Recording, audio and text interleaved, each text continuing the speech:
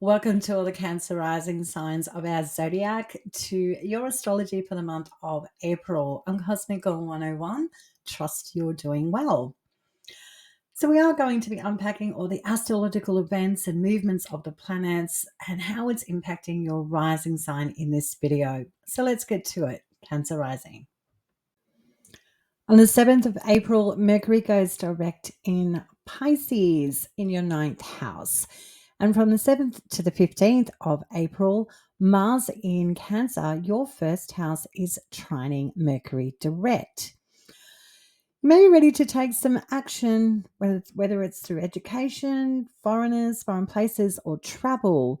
It certainly seems like this week has you fairly determined to expand your horizons, whether that's through spiritual work, physical travel, or educating your intellectual landscape.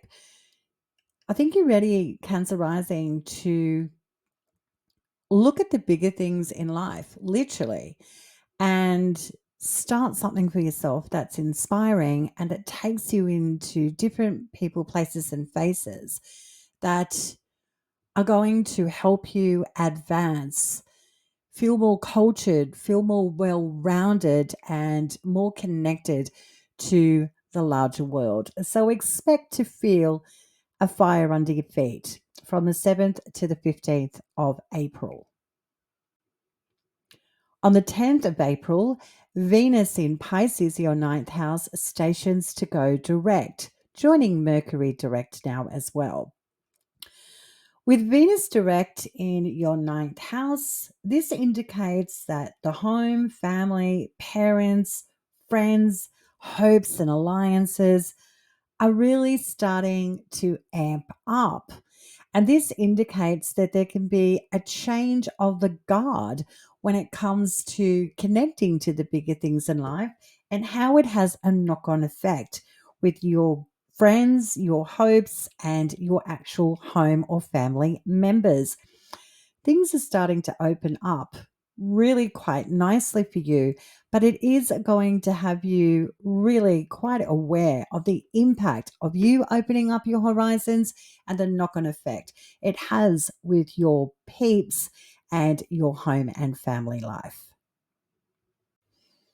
On the 13th of April, we are having a full moon in Libra. This full moon for you, Cancer rising, is happening in your fourth house. This fourth house is the private part of your chart. It's the house of parents, home, and family. And this full moon is lighting up that part of your chart. So, what this means for you, Cancer rising, is you could see a goal or an achievement or an advancement that benefits the home, the family, or a parent. And this improves their livelihood, their possessions, and also their finances. So you could be celebrating some big goals within the family unit or to do with a home sale or relocation on the 13th of April. It's celebration time and it's all centered around things that bring you security. April 16 to May 10, Mercury ingresses into Aries, into your 10th house. So you're kicking professional goals. You certainly know what it is that you want to do. But when Mercury ingresses into Aries, there can be an exacerbation coming from siblings or the travel demands and learning tools that you have to encompass when it comes to your professional goals. So it can be a little irritating, if not combative. So there may be some competition in the workplace. You could feel like you are trying to accomplish or learn something in a very quick, swift manner that may have you feel exacerbated. So take your time when Mercury is transiting in Aries. You may also, too, I'm not going to remove this as a potential, but you could see a sibling really aggressively pursuing their career or being a little confrontational with this transit as well. From the 18th of April to June 16, Mars is transiting in Leo in your second house. So Mars has been here before, but Mars is stepping back into your second house of finances, livelihood, and possessions. This will be an interesting transit now that Mars is back in Leo. I think you've had a taste of something here in regards to conflict and challenges when it does come to your finances, livelihood, and possessions. And the 18th to the 16th of June is sort of doubling down on a conflict hasn't come to a resolution as yet. And so I wonder if for this transit for you, Cancer rising, if you need to be a little bit more determined and more strategic when it comes to protecting your finances, livelihood, and possessions, and not be so showy about what you've got. Now, that may sound a little cunning, but sometimes we need to be careful in expressing and being generous with our finances and possessions. And sometimes we need to be able to keep a little something, something just to ourselves. So you may be ready to keep a lid on it, not be so open and carefree with your finances with this transit. Mars will have you strategizing on how to rein it in and be a little bit more clandestine, when Mars is in your second house of finance from 18th of April to June 16. On the 17th, Mercury conjuncts Neptune in your 10th house. And so this can be a day where you hear some disappointing news regarding education, travel, or a sibling really struggling to hold on to a dream or a goal that they had when it came to career or their reputation. So a sibling could be basically cutting off their nose to spite their face on the 17th, and you hear some, pretty unsavory news from them about how they've lost a job or they've had a bit of fall from grace. Is a potential on the 17th that you're hearing about. This also can see the dissolution of a professional goal that you thought was going to come to pass, and it falls through on the 17th. Yeah, not all astrology is completely uplifting, guys.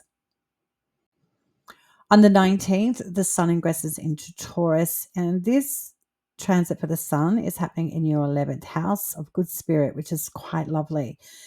When the Sun is transiting in Taurus, which is your friends, groups, hopes, and alliances, this is a focus of where the fun is. So if it's been all work and no play, it's time to reconnect with your tribe. It's time to go out on social gatherings. It's time to even network and knock shoulders with movers and shakers in your industry that can help you advance with your career. So it's quite a positive transit when the Sun is in Taurus in your 11th house for 4 weeks. On the 20th, Mercury sextiles Pluto. So we know that Mercury conjunct Neptune, and you might have got some unsavory news, or there could have been a dissipation of a career path that you were on, or a part of your career sort of doesn't come to pass. But when Mercury sextiles Pluto in Aquarius, this can be good for leaning on the finances or resources of other people to get you through a tough spot, or a sibling, or again, education or travel. So all is not lost. There seems to be some sort of resuscitation available for you to lean on, or a sibling, or to do with education or travel that can be helped along by other people's resources or financial assistance. The 25th to the 28th, Pluto in Aquarius opposes Mars in Leo. This is tricky for all of us when we have a Pluto-Mars opposition, and this is the third and final pass of these guys in opposition. So Pluto is a planet that is about wealth, and it's also about decay and death. And when it's standing up against Mars, this is a potent opposition. And this opposition is coming from the houses that are connected to your finances, Cancer rising. So there could be a bit of a power play going on with other people's resources, and it can be to do with inheritance or even death is a big possibility, really pulling on your financial strings, your possessions, and your livelihood. So some people could be draining your resources or needing your financial assistance, and that can be a little wearisome, or it could be just circling back to the same old confrontation of what's mine versus what's yours. And this can be a little bit of a tug of war when it comes to trying to secure something financially for yourself, and how other people's resources might be impacting that quite significantly.